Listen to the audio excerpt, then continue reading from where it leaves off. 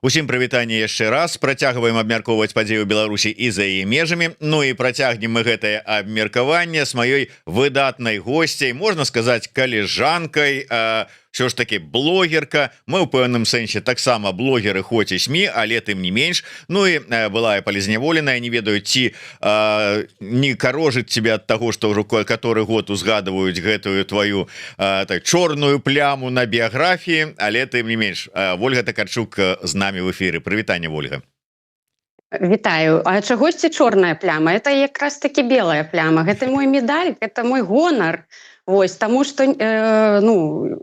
кожны сумленны беларус прайшоў праз тое, пра што прайшла я, і мне яшчэ, як гаварыцца, это трошку менш, чым усім дасталось.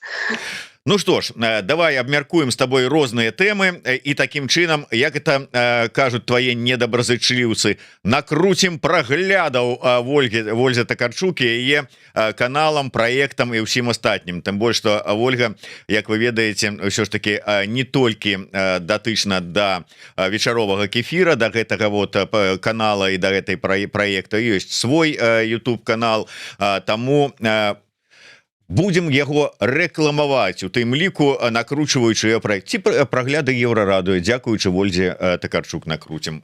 Не накруцім, а здабудзем цікавасцю. Так, Вольга, з чаго пачнем? Як любяць наши і твае, я думаю, СММшчыкі пісаць у розных подводках, там типа там подорвала Вольгу Такарчук от такой-то вот тэмы. Апошні раз я бачыў гэта где-то здаецца, на звычайны вечар, там что-то там такое, там ад Газманова тебе подрывала апошні раз, ці не апошні. Ад чаго? Слухай, почти 180 тысяч праглядаў, я в шоке. Ну, давай тады расскажи мне, ад чаго тебе яшчэ апошнім часам, вот самыя апошнія подрывы твае былі, з чым звязаныя, за іх і зачэпімся, каб больше яшчэ 185 было тысяч праглядаў. Ой, самое последнее, это, наверное, то, что в Беларусь приезжал этот Франклин Грэм, или кто как там его, да, этот евангелист-сектант. И вот те люди, которые благополучно пошли на Газманова петь за свободу, за Россию до конца, наверное, пошли отмывать свои грехи, но когда вот этот сектант начал говорить, давайте помолимся, я, говорит, за своего буду молиться, за Трампа, ну а вы за Усатого, там, а россияне, давайте за Путина. Ну тут, конечно, меня так подорвало. Ну, потому что, это ужас. Идет война, вот недавно ударили, да, опять по Киеву, погибло там 3 ребенка, 48 или 47 человек пострадало, 24 из них погибло. И потом давайте молиться за Путина и за Лукашенко. Ну, давайте, отмолим грехи, а потом дальше пойдем бомбить Украину. Вот это, конечно, мерзко, подло, нет слов. Ну, Ольга, ты просто человек, видать, далекий от религии, ты там які-то, я не ведаю, православный, католицкий, иудейский, ці які-то там атеист, вот, там люди разбираются, яны адразу пачалі тыя, хто датычны і да, может быть, релігіі увогуле, і да пратэстанцкага руху, яны кажуць, вот поглядзіце, что ў Бібліі написано, Бог же ж нам запаведавал не толькі там прабачаць і любіць ворагаў сваіх, але і молиться за іх, каб вот Бог каб даў ім троху розума ў галаву, там каб вот абудзіў у іх сумленне і гэтак далей. Ну, может быть, молитва за гэта была? Сильно много, я думаю, уже за Усатого много кто там молился, наверное. Много ума ему это прибавило, или Путину. Я не хочу обидеть чувств верующих, я уважаю их веру, скажем так. Я никогда не была сильно верующим человеком, но в какой-то период своей жизни я действительно верила, ходила в церковь, у меня были очень сложные периоды в жизни, когда мне это очень нужно было, вот, и мне действительно становилось легче. В какой-то момент, это было очень давно, вот, но после тюрьмы, после начала войны, после всех наших репрессий, я, честно говоря, перестала верить в все. Я не верю в то, что какой-то дядечка, который даст тебе кусочек сухого хлеба, вымоченного в когоре, и почитает над тобой молитву, он как бы отпускает тебе какие-то грехи, ну, просто сам не греши, вот и все. Будь сумленным, настоящим, честным человеком, не обманывай, не там, вот эти все грехи, что сколько их там, да, не совершай, и все. А то, что над тобой кто-то там что-то прочитает, я в это не верю. Вот. И для меня вот это все неискренне. Мне кажется, если человек во что-то верит, то этой веры достаточно внутри самого человека. А когда ты собираешься на площади, и тебе какой-то сектант говорит: давайте за Лукашенко помолимся. Ну что, серьезно? За Путина давайте помолимся? Вы реально, ну как бы вы головой своей соображаете, э, что вы делаете, просите, и что делают люди, которые реально там, наверное, стали и начали молиться за Лукашенко. Я очень надеюсь, что ему это не поможет. Аминь.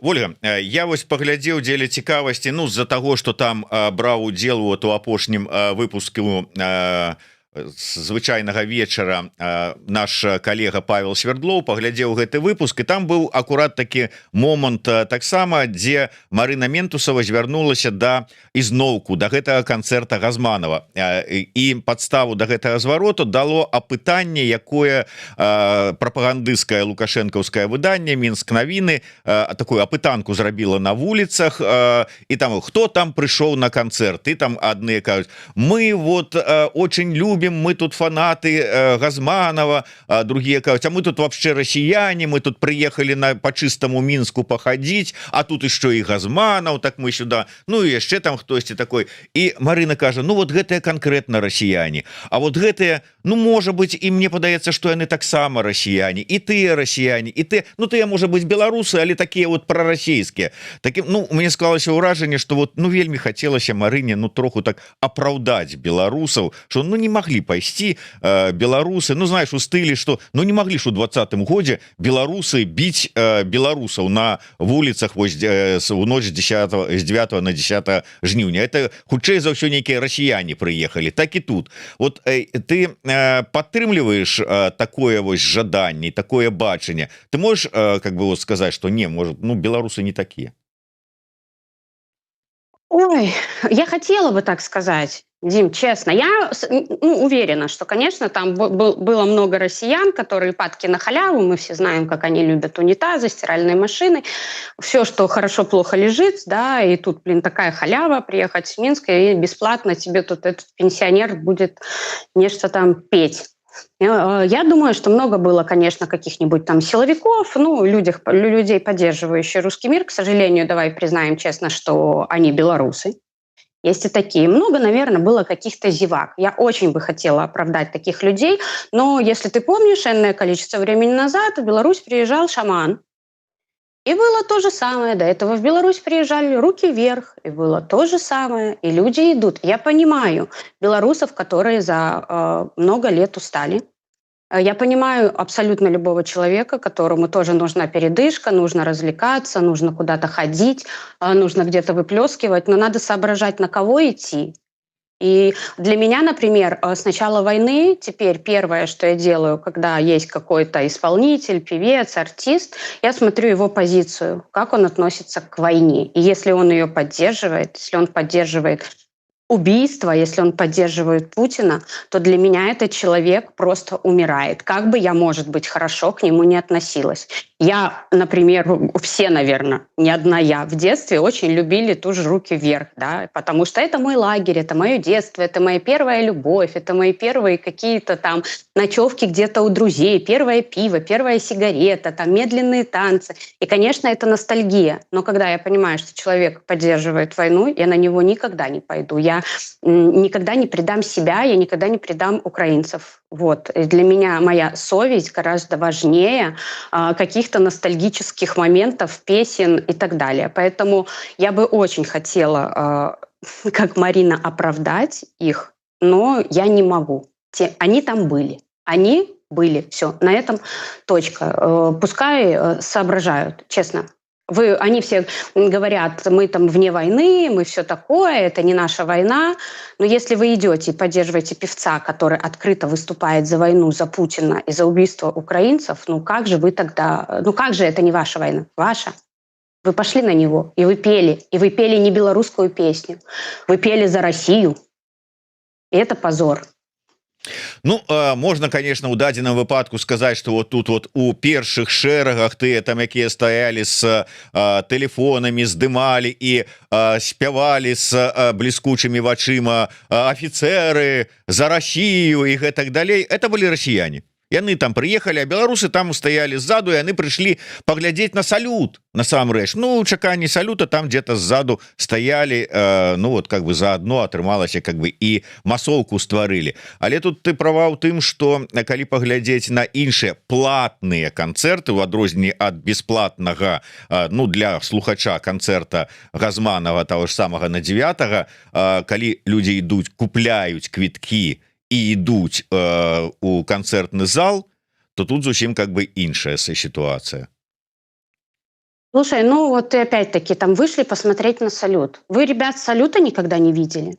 Ну, сейчас то самое время, когда надо вот это победобесие поддерживать, да, и приходить, когда идет война, убивают украинцев, с нашей территории заходили войска, и действительно надо идти в День Победы праздновать. А что вы празднуете? А в честь чего салют? Расскажите, пожалуйста. За салют, за вот этот вот трэш, который происходил по всей Беларуси, за это воевали наши деды и прадеды? За это? Дети войны за это воевали? Наши деды и прадеды воевали, чтобы у нас было мирное небо. Где оно мирное? Мирное закончилось с началом войны. Скажите спасибо Лукашенко, скажите спасибо Путину. На какой салют вы пришли смотреть? Съездите в Украину, посмотрите, там салюты, когда там взрывы, просто рушатся дома, в них гибнут дети, люди, семьи. Съездите, посмотрите, а потом примите для себя решение. Хотите вы идти на этот салют? Поддерживаете вы вот это вот все, что происходит на 9 мая? Или, может быть, надо остаться дома и действительно молча про себя поблагодарить всех тех, кто воевал, за то, что у нас некогда было мирное небо над головой. И, может быть, к парадам на День Победы стоит вернуться, когда закончится весь этот трэш. И напомню, что до какого-то там 2000 какого-то года парадов в СССР сильно не было. Их было 4. Там, я не хочу ошибаться, по-моему, там 45-й, 65-й, 85-й и 90-й, по-моему. И все. Потому что это не праздник. Потому что тогда была война, и сейчас война. Что празднуем? Что? Вот ответьте мне, вот эти, которые там пришли смотреть салют, что мы празднуем? К сожалению, чтобы не быть голословной, я была такой же идиоткой до какого-то времени. И у меня есть фотографии, я их специально не удаляю с Фейсбука, где у меня ребенок в пилотке военной, мужа там откуда-то она взялась, и мы ходили на парад, и мы ходили на салют. Слава Богу, что вот что-то сверху дало мне ум поумнеть и вообще понять, что происходит. И я очень надеюсь, что многие люди тоже начнут прозревать.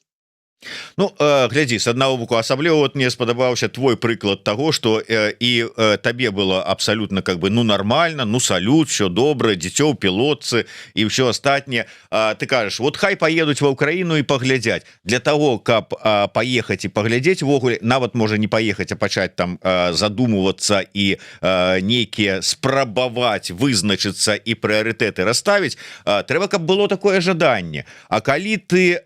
Я палітыкай не цікаўлюся, а моя хата з краю, нас не чапаюць і мы не чапаем, і ўвогуле не ўсё так адназначна, то, ну, ведаеш, как бы...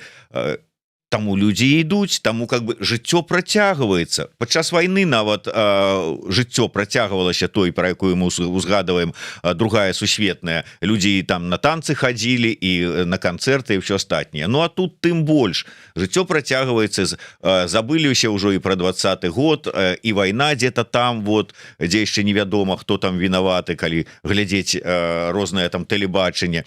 Таму, можа быць, зашмат патрабуем ад гэтых людзей? Во-первых, хата не с краю, а на очереди. И, как мы видим, в Беларуси продолжаются репрессии и не только над теми, кто в 2020 году выходил. Под раздачу туда-сюда плюс-минус уже начинают попадать и ебатьки. Вот. И ну, пускай сидят вне политики, давайте подождем. Сейчас Путин втянет Лукашенко в войну, сейчас открыто начнут, там, я не знаю, бомбить нашу страну. Ну, подождем, что тогда они будут говорить, эти люди? Ну, не интересуйтесь, пожалуйста, сидите. Я ж не против, я тоже хожу здесь в какие-то кафе, я выхожу на какие-то мероприятия, я хожу на какие-то концерты. Понятно, что у меня жизнь тоже продолжается, несмотря на весь ужас, который я пережила, на репрессии, которые продолжаются в Беларуси, на то, что у меня мама до сих пор находится в колонии. Понятно, что моя жизнь не заморозилась. Ну, она как бы заморозилась, но я пытаюсь ее временами размораживать, потому что можно сойти с ума. Ну, давайте, сидите, ждите. Мы 32 года сидели, ждали, ну, просрали все. Сейчас благополучно. Давайте подождем, пока еще нашу страну уже открыто втянут в войну. Что тогда будем делать? Что, кому тогда будем говорить? Кто тогда будет виноват? Или опять Лукашенко будет не виноват? Беглые, может быть, будут виноваты? Может быть, благодаря беглым с нашей территории пошли войска в Украину? Может быть, благодаря беглым Путин начал эту войну? Мы ж во всем виноваты, правильно? Что нам тут на этом загнивающем Западе еще делать проституткам-то, наркоманам? Паночка піша, так яны у тыдзень адпрацавалі на военпром России, а ў выходныя на Газманова. Калі ты здрадзіў свайму сумленню раз, то колькі будзе разоў здрады, ўжо і не важно. Ну, согласна, что, ну что тут? Я много делала выпусков про то, что люди, которые ходят на работу на все эти предприятия, интегралы и все эти заводы, которые работают на ВПК России, я пыталась достучаться и пытаюсь, и буду пытаться достучаться до них, что вы косвенно все равно причастны к убийству украинцев, что вы продаете свою совесть за деньги. Я понимаю, что надо где-то работать. У меня нет ответа на вопрос, что делать этим людям. Ну, я бы не работала, я могу ответить за себя. Я не знаю, чем бы я занималась, я бы сменила любую профессию, пошла бы куда-нибудь учиться, что-нибудь бы делала, но не занималась бы пособничеством в убийстве мирных людей, мирных украинцев. Слухай, давай трошечку іншую тэму закранем.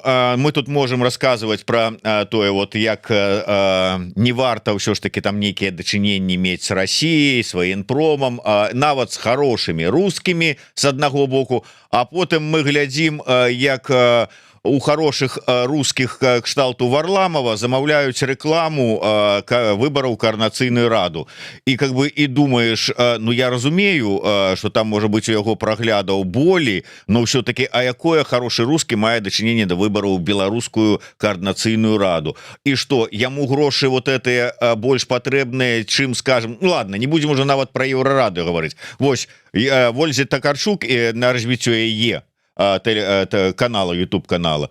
Вот як ты ставишься до этой всей ситуации? Не знаю, никак я не ставлюсь до этой ситуации. Я не знаю, кто там договаривался с Варламовым.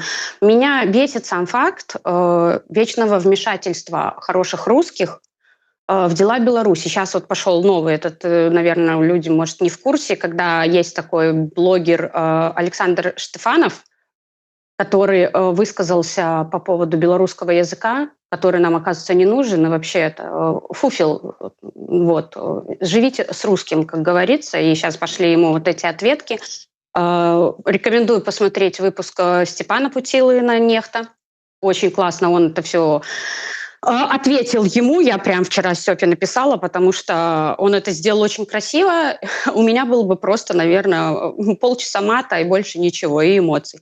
Вот я не понимаю, у них огромная страна, разбирайтесь сами у себя, не лезьте в Беларусь, вообще не лезьте, забудьте. У вас есть чем заняться, у вас села вымирают, у вас там люди ходят в дырку в туалете, лопухом подтираются, у вас вообще просто развалено, разрушено все. Ну, нечем вам заняться. Вы посмотрите, какие вы огромные. Пожалуйста.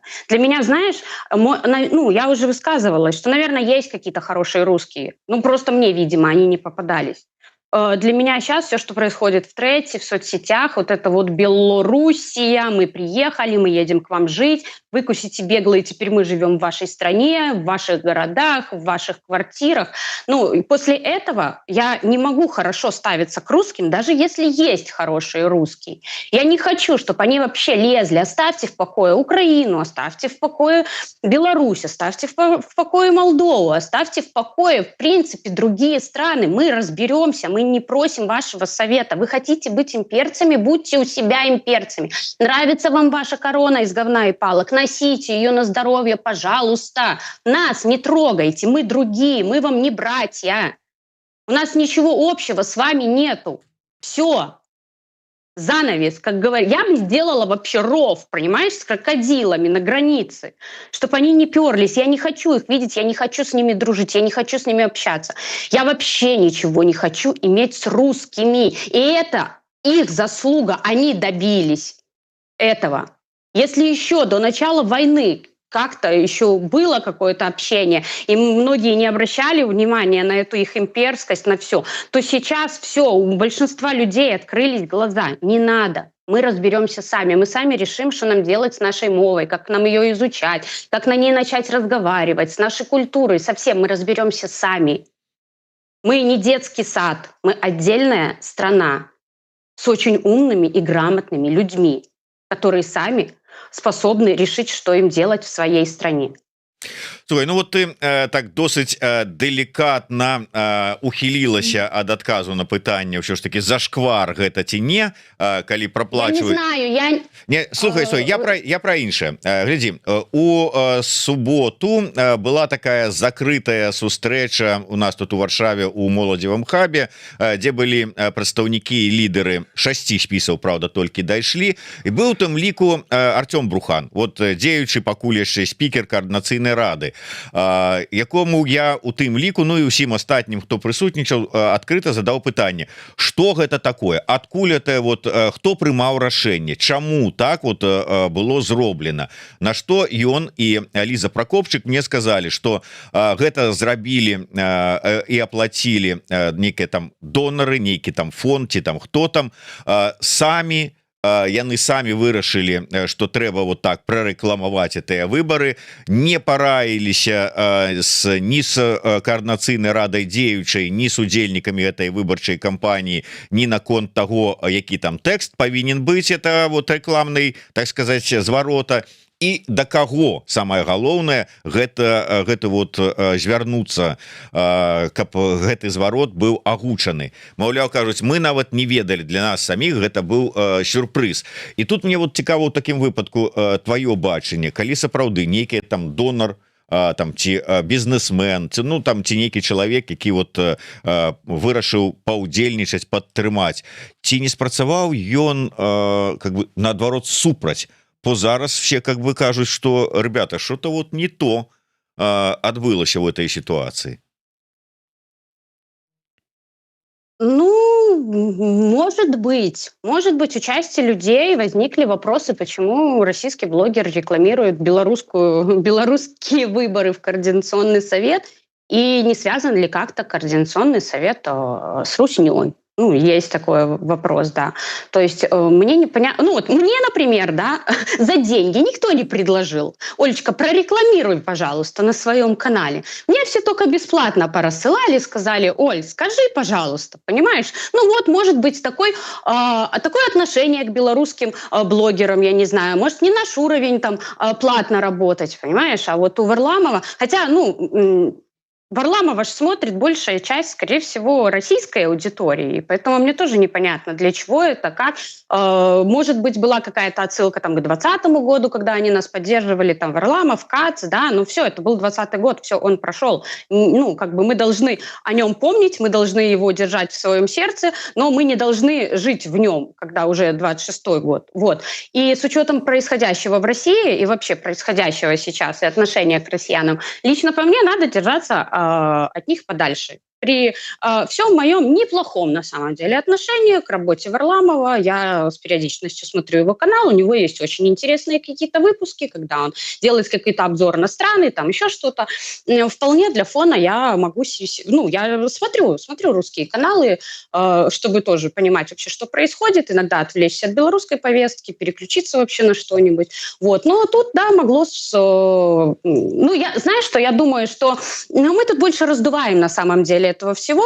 Давай честно скажем, что просто к этим выборам в плане голосования все были очень неподготовлены и лоханулись, очень лоханулись. Мне кажется, это гораздо важнее, чем обсуждать сейчас, для чего рекламировал Варламов КС, и как бы хорошо это или плохо, надо было это, не надо. Мне кажется, это второстепенный вопрос. А вот то, что мы лоханулись, то, что люди не смогли голосовать, и то, что большинство людей напугало то, что надо сбрасывать фотографии паспорта, лицо, там это верифицировать. Я, находясь в Беларуси, никогда бы в жизни не проголосовала, как бы я хотела, просто исходя из своей безопасности. А люди, у которых еще родственники сейчас в Беларуси, да, которые находятся за границей, у кого остались, я уверена, что многие тоже вы, может быть, хотели, но когда тебе надо туда скинуть паспортные данные и свое лицо, а после взломов Гаюна и там черной книги, то как бы ты знаешь, тут вопросики, для чего это все. Я думаю, что можно было сделать как-то по-другому. И когда Брухан, я вот слушала тоже часть его выступления, сказал, это все безопасно, вот уже 2 года назад также голосовали, все осталось так же. Так плохо, что осталось так же. За 2 года, извините, КГБ тоже не сидело. Плохо, что вы оставили вот эту вот площадку для голосования такой же и не подумав, что как бы, ну, извините, ребята, могут быть всякие нежданчики. Вот мы и дождались нежданчиков.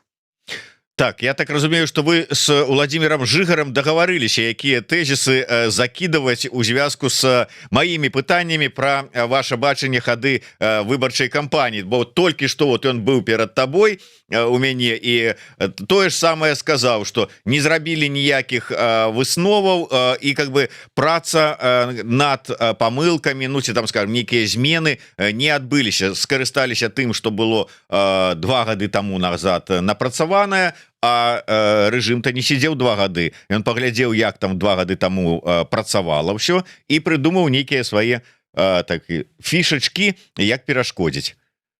Домовились, правда, с Жигаром? Я очень рада, что мы с Игорем на одной волне, но мы, в принципе, с ним всегда на одной волне. Нет, мы не договаривались, и я не слушала сейчас передо мной, кто там у тебя был, вот. Поэтому нет, это вот, видишь, мы, наверное, просто мыслим одинаково, но мне обидно, что так произошло. Честно я тебе скажу, я очень надеялась, что мы не обосремся, но мы обосрались. Вот честно.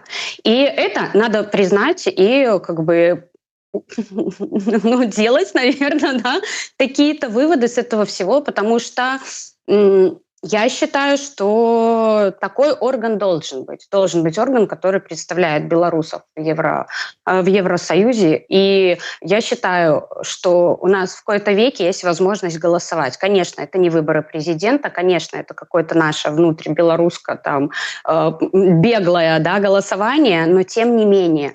Мы 32 года ни хрена не делали. Многие там, зачем мне, как я, например, тоже, я все время говорила, зачем мне идти на эти выборы, если Лукашенко все равно себе все нарисует. Понимаешь, я вот так рассуждала. Я думаю, что рассуждали так многие, поэтому Лукашенко 32 года, да, синими пальцами держится за это кресло, потому что рисовал себе, а нам всем было все равно.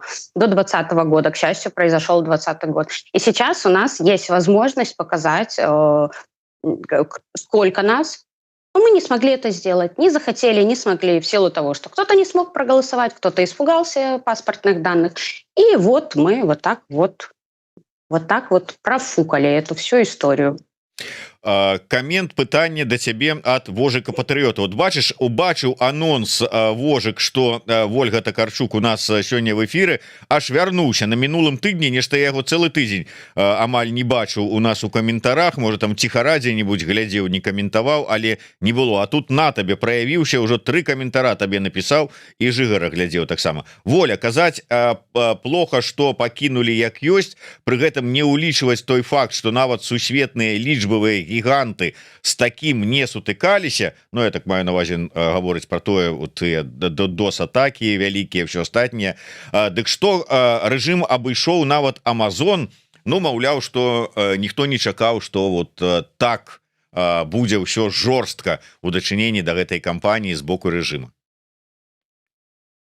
Почему? Было понятно, что будет жестко. Когда опять пошли запугивания, когда пошли там по родственникам тех, кто принимает участие в выборах в Координационный совет. Подождите, у нас были прошлые выборы, и было то же самое. Мы понимали, что будет жестко. В этот раз они там тоже вопели, и можно было как бы предугадать, что будет еще жестче в этом году, и что там тоже все-таки чему-то учатся. Я понимаю, что там абсолютно недалекие товарищи майоры в большинстве своем случае, когда там сочиняют вот эти свои там сказки с Мельниковой, с Латушко там, да, ну смешно, это все там прикольно, но надо понимать, что ну не все там идиоты. И можно было этот момент предусмотреть, можно было. Сколько у нас умных, грамотных всяких айтишников и людей выехало? Ну как можно было это не предугадать, что там не будут, сложа руки, что запугивание родственников – это, естественно, не все, что сможет сделать режим. Потому что, ну, понятно, что у Лукашенко подгорает, потому что ему уже билет в Гаагу выписали, Евросоюз никакие санкции с него не снимает, на разговор с ним не идет. Все только ужесточается, санкции ужесточаются. Ну, понятно было, что там будут что-то делать и предпринимать какие-то шаги. И когда мы говорим, мы тут все такие умные, грамотные, настолько таких лучших поуехало, ну так почему вы не сделали ничего? Так, Павел Либер. Тут прэтэнзіі ёсць, пытаннічкі ёсць у Ольгі Такарчук вот да цябе ўсё-таки що такое, что за по такое стаўленне да важной такой справы, я нават не ведаю. Я падтрымліваю Ольгу, надо было больш так скрупулёзна падыходзіць да прапрацоўкі гэтага пытання. Дима, вот смотри, я смогла проголосовать с 5-го раза. Объясню, почему я все-таки доголосовала. Только потому, что я просила людей, которые в безопасности, у которых есть возможность и желание голосовать. И я подумала, что если я не дойду до конца, вот до этого, да, ну как я могу тогда кого-то просить голосовать, если я сама не проголосовала? Но честно, на 3-й раз мне хотелось разбить телефон. Да, то бок, ну а ўвогуле, як ты лічыш, ўсё ж таки застаецца той, пра што сведчыць уся гэтая сітуацыя? С аднаго боку, да, мы бачым, мы прагаварылі гэта, што рэжым вельмі жорстка паставіўся, успрыняў гэтую сітуацыю, што, маўляў, нечего там займацца нейкімі выбарамі і мы вас всіх там паспрабуем прыціснуць. З другого боку, не пролічылі усе варыянты і ўзровень, які можа быць вот этих атак наши спецыялісты айцішнікі і не змаглі зрабіць тое, чтоб ўсё ж таки было спакойна. Але ўсё ж таки тая лічба, якая ёсць, ці толькі з-за вот гэтых застрашванняў, праблемаў з галасаваннем і ўсім астатнім, толькі ў гэтым праблема, што так мало людзей прагаласавала?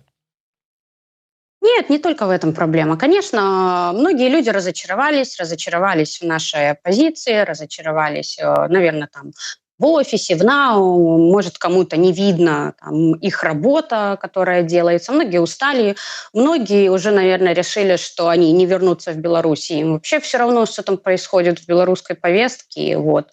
И кто-то не понимает, для чего этот орган создан, что он дает белорусам, для чего мне идти туда голосовать. Вот. Скорее всего, вот тут совокупность факторов. И время, конечно, тоже не на нашей стороне, потому что с каждым годом люди все больше и больше разочаровываются, устают, начинают жить свою лучшую жизнь. Понимаешь? Поэтому все вот вскупе привело к тому, к чему привело. Но нам надо не останавливаться, идти дальше в любом случае. Надо идти дальше, и каждый, пускай по своим силам делает. Лучше делать хоть что-то, чем не делать вообще ничего. Потому что если мы вообще ничего не будем делать, ну все, мы тогда уже глобально обосрались, получается. Мы вообще исчезнем из повестки дня, и Беларусь окончательно, не знаю, и исчезнет, я боюсь. Вот ты кажешь, мы, а хто мы? Калі паглядзець на тое, што адбываецца у сярод, ну, назовем это палітыкаў, хоць чамусьці вельмі шмат хто з, так бы мовіць, актараў палітычнага жыцця і палітычнай движухі дэмакратычных сілах нават кажа: не-не-не, я не палітык. Вон Бабарыка той же самы днямі буквально там выступаючы у Вільні, здаецца, на пытанне сказаў: я не палітык, не я. Но але нават яны не могуць, чым далей, тым больш яны такое адчуванне там у нейкіх раздраю уступаюць, спрэчкі, супрацьлегласці, адзін аднаго там спрабуе, калі не прытапіць, то прынамсі там паказаць, што я лепшы, чым вот гэтыя ўсе астатнія. Сярод блогераў тая ж самая сітуацыя, адзін на аднаго там нападаюць, ужо падзяліліся не просто там на я тут правых прыхільнасцяў, я левых прыхільнасцяў, а апозіцыя да апозіцыі і ўсё астатняе. І тут ужо сярод тых, хто апозіцыя да апозіцыі, ужо гучэй надо ўсіх разогнать, надо офіс это самое у турму, это самое там у Тихановскую судить и все остатнее. Так хто мы, что мы тут, что хто гэта будзе рабіць, калі такая ситуация ўжо у дымсілах, что далей? Не, ну это ты уже сильно накинул на вентилятор, конечно. Прям переборщил. Слушай, во-первых, в споре рождается истина. Мы сейчас все находимся в демократических странах, где нормально спорить и иметь разные точки зрения, чтобы потом прийти, наверное, к одному какому-то общему знаменателю. Никто сильно там, скажем, что-то разругались, я так не скажу. Опять-таки, я скорее назову это каким-то спором. Насчет политик, не политик, мне вообще все равно, кто как себя называет. Называет себя Бабарика не политиком или назовет ли он себя политиком, мне вообще все равно. Главное, чтобы каждый что-то делал. И я хочу напомнить, что в любом случае у всех у нас здесь цель одна – освободить нашу Беларусь от режима Лукашенко, прекратить репрессии. У кого еще есть желание вернуться домой, добиться честных выборов и идти по совсем другому пути развития, нежели сейчас при режиме Лукашенко идет наша страна. Вот. То, что есть отдельные маргиналы, они были, есть и будут всегда, пускай они будут. Мне вообще все равно. Если там Петрухин ходит, и ему нравится из месяца в месяц мусолить эту тему денег, кто как там ерзал под франоком, это его проблемы, и его поддерживает минимальное количество людей. На здоровье. Пускай они в своей этой закрытой суполке там, да, вот этой слюной брыжут. Вообще мне до фонаря. У меня есть моя цель. У меня есть люди, которые смотрят мой канал, которые доверяют мне, для которых мое мнение важно. И я очень рада, что у меня есть возможность обратиться к этой аудитории, донести до них какие-то вещи, которые они не могут, например, открыто сказать. Но когда слышат от меня то, что они думают, и в комментариях пишут «спасибо, нам стало легче, что ты это проговорила за нас», ну, значит, я уже не зря работаю. Все, собака лает, караван идет. Пускай каждый занимается тем, чем занимается, и не забывает, что цель у нас общая, чтобы сдохла одна усатая падла. Бач, не толькі я накидываю на вентылятор, Вожык патрыёт таксама стараецца мне дапамагаць. Што не падзялілі Такарчук і Маслоўскі? Ну вось конкретны прыклад, дзе было б добра абысціся без хістанняў. Я без понятия, какие претензии у Масловского ко мне. Я забыла, что это за человек. Человек меня везде заблокировал. Это так, к слову о мужских поступках. Человек обиделся, заблокировал, и теперь за моей спиной поливает меня грязью. Ну, если он считает это по-мужски, флаг ему в руки. Я не могу прочитать, что он про меня пишет, что он про меня говорит, потому что я везде заблокирована. Не то чтобы я очень расстроилась, мне вообще плевать на него. Опять-таки, у меня есть моя работа, которую я стараюсь делать честно, хорошо, справедливо, с фактами. Когда Масловский начинает тявкать, что я накручиваю себе просмотры, подписчиков, мы уже с тобой до эфира обсудили эту тему. Если бы я себе накручивала что-то, то я не мелочилась бы с 25-50 тысячами просмотров. Я бы уже лупила максимально. Ну уж все равно же, ну господи.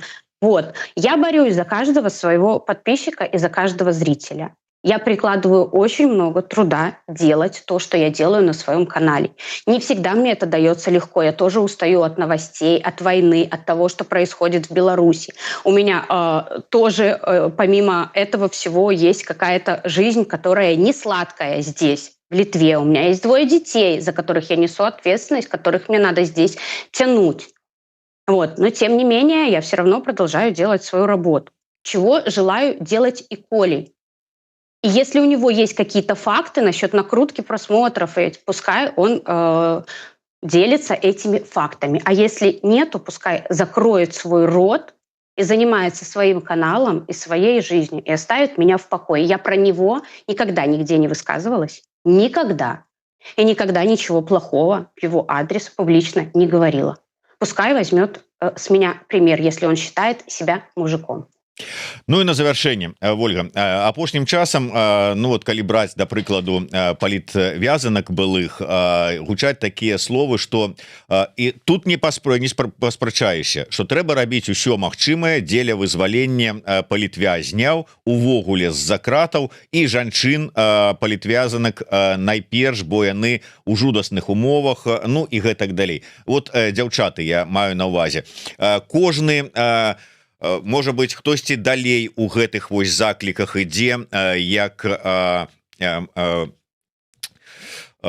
так калі Марына Калеснікова, хтосьці больш так абмежавана там как Марына Золатова, але усе яны і там тая ж самая Марфа Рабкова і Кацярына Андрэева і Наста Лойка звяртаюцца і да ЗША, каб не спынялі свае намаганні, звяртаюцца да Еўрасаюза, каб таксама падключаўся да гэтых працэсаў, звяртаюцца, вот у Марыны Золатавай было у яе звароце, да рэжыма Лукашэнкі, што, маўляў, падумайце, што вы творыце, трэба спыняцца, ну і гэтак далей. Складваецца такое адчуванне, што, ну, как бы заклікаюць, што ўсё ж такі варта неяк мяняць стратэгію, тактыку дачыненняў з Мінскам, рабіць усё магчымае, каб людзей выцягнуць, ну а далей вот, ну как бы спрабаваць працаваць і на далейшае вот как бы такі спыненне рэпрэсій, все, ну першыя людзі. Як ты ставішся? Я ж ведаю, што ты чытала, бачыла гэтыя ўсе звароты, ці падтрымліваеш ты іх, як палітвязанка былая, ці далучаешься да іх? Ну, то, что людей надо освобождать, это понятно, это неоспоримо. Вот. Мне сложно сейчас сказать в первую очередь женщин или мужчин. Мужчины тоже в очень тяжелом состоянии. Если быть эгоисткой, потому что у меня там мама, то, конечно, давайте освобождать в первую очередь пенсионеров, стариков с гуманитарного списка, потому что я хочу, чтобы моя мама вышла. Вот. Но я так не буду говорить, как бы я не любила свою маму. Я хочу, чтобы вышли все. И я не могу ее здесь ставить в приоритет только потому, что она моя мама. Плохо не только ей.